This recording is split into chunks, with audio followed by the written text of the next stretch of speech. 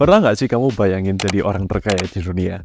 Nah, topik cerita hari ini tentang seseorang yang beneran mengalami hal itu. Namanya John D. Rockefeller. Tapi jangan kira hidupnya mulus ya. Ceritanya tuh dimulai dari keluarga yang bisa dibilang rumit banget deh. Rockefeller lahir tahun 1839 dari pasangan yang kontradiktif. Ibunya, Eliza Davison, seorang Kristen yang taat. Sementara ayahnya, William Rockefeller Senior, dia memiliki julukan Devil Bill.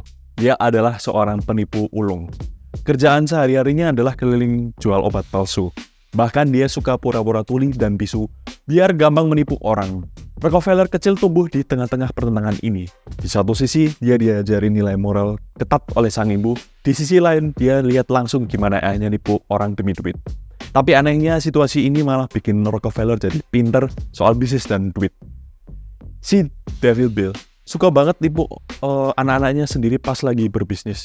Katanya sih biar mereka jadi tajam dalam urusan dagang. Tapi ini malah bikin Rockefeller jadi lebih hati-hati dan pinter ngatur duit. Nah, disinilah peran ibunya jadi penting. Teman-temannya menertawakan apa yang dilakukan Rockefeller. Tapi siapa sangka kebiasaan ini bakal jadi kunci kesuksesannya nanti. Hidup Rockefeller berubah drastis saat dia masih remaja. Ayahnya kabur gara-gara dituduh memperkosa pembantu dan ninggalin keluarganya dalam kondisi susah.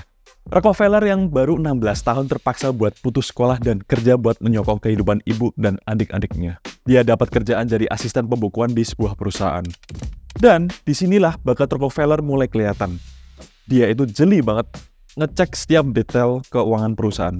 Bahkan, dia nemuin kalau atasannya tuh sering salah hitung dan bikin perusahaan tuh rugi. Dari sini Rockefeller makin yakin kalau ketelitian dalam urusan uang itu penting banget. Nah, sekarang kita masuk ke bagian serunya. Gimana Rockefeller bisa jadi orang terkaya di dunia? Ceritanya dimulai pas dia umur 18 tahun. Dengan modal pinjaman dari ayahnya yang tentunya pakai bunga gede ya. Rockefeller mulai berbisnis sendiri. Awalnya dia dagang komoditas biasa. Tapi Rockefeller punya feeling bisnis yang jitu. Dia selalu ngikutin perkembangan pasar, cari peluang baru. Suatu hari, Rockefeller ngelihat ada kehebohan soal minyak. Orang-orang mulai ngebor minyak di mana-mana. Rockefeller sadar ini bisa jadi peluang yang besar. Tapi dia nggak langsung terjun ke pengeboran minyak. Dia mikir lebih jauh. Kalau semua orang ngebor minyak, berarti bakal butuh tempat buat ngolah minyaknya dong, pikirnya. Dari situ Rockefeller mutusin buat bikin kilang minyak. Dia milih lokasi yang strategis, dekat stasiun kereta api terbesar di Pittsburgh. Jadi, semua minyak yang diangkut kereta pasti lewat kilangnya. Pinter kan? Tapi Rockefeller nggak berhenti di situ. Dia pinjam duit banyak dari bank buat bikin kilang yang lebih besar lagi. Resikonya gede, tapi Rockefeller yakin ini bakal berhasil. Sayangnya, bisnis nggak selalu mulus. Rockefeller hampir bangkrut. Tapi disinilah dia menunjukkan kejeniusannya atau kelicikannya. Tergantung dari mana kita lihatnya ya. Rockefeller bikin kesepakatan rahasia sama perusahaan kereta api. Isinya, Rockefeller bakal ngasih minyak gratis ke perusahaan kereta. Tapi, sebagai gantinya, perusahaan kereta naikin ongkos kirim buat pesaing-pesaing Rockefeller. Belum cukup sampai di situ, Rockefeller juga mulai borong semua barang yang dibutuhin buat ngolah minyak. Akibatnya apa? Pesaing-pesaingnya kesulitan produksi dan akhirnya bangkrut. Rockefeller tinggal beli perusahaan mereka dengan harga yang murah. Licik? Memang. Tapi efektif. Dalam waktu singkat, Rockefeller udah menguasai hampir semua bisnis minyak di Amerika.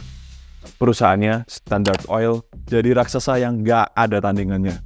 Bahkan pas Great Depression atau krisis ekonomi besar-besaran melanda, Rockefeller malah makin kaya karena bisa beli perusahaan-perusahaan yang bangkrut dengan harga yang sangat miring. Kekayaannya mencapai angka yang nggak masuk akal, setara dengan 660 miliar dolar kalau diukur dengan nilai uang sekarang.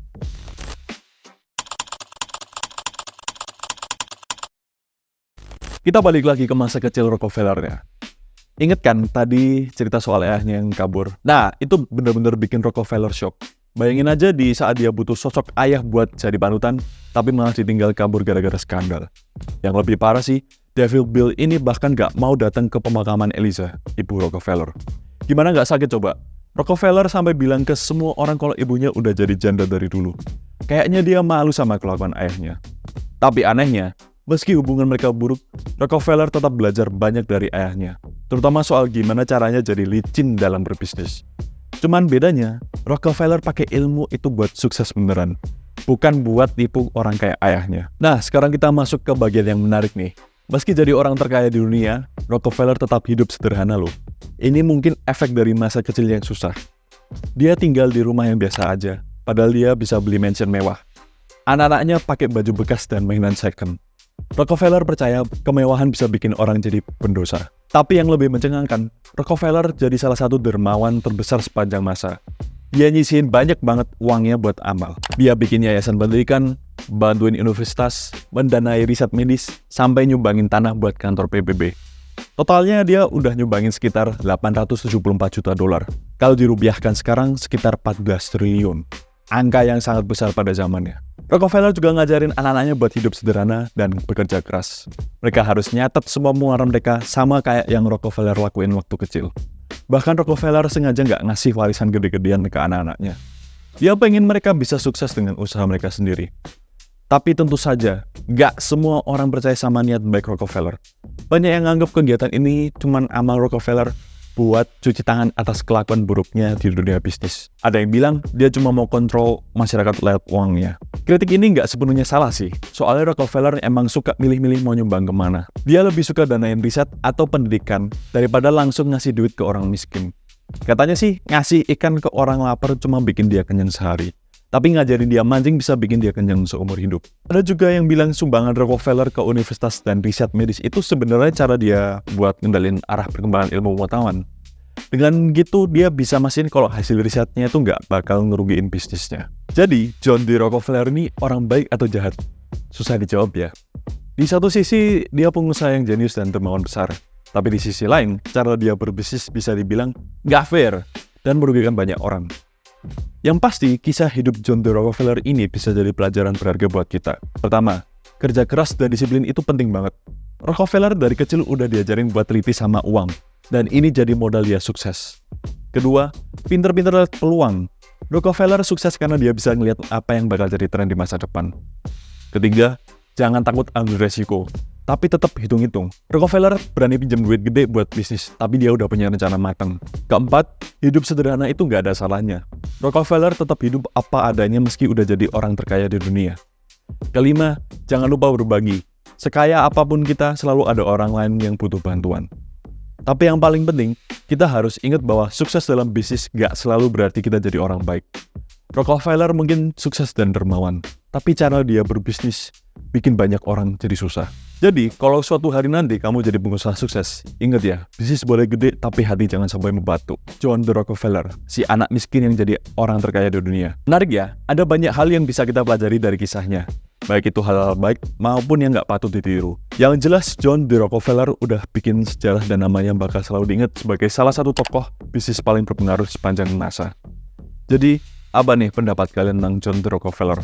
Dia pahlawan bisnis yang jenius atau pengusaha licik yang cuma mikirin duit?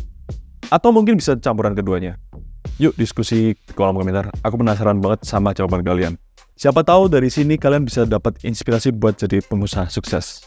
Yang etis tentunya. Oke, gitu aja. Tapi jangan lupa buat like, comment, share, and subscribe to Now Media. Because you have to watch it now at Now Media.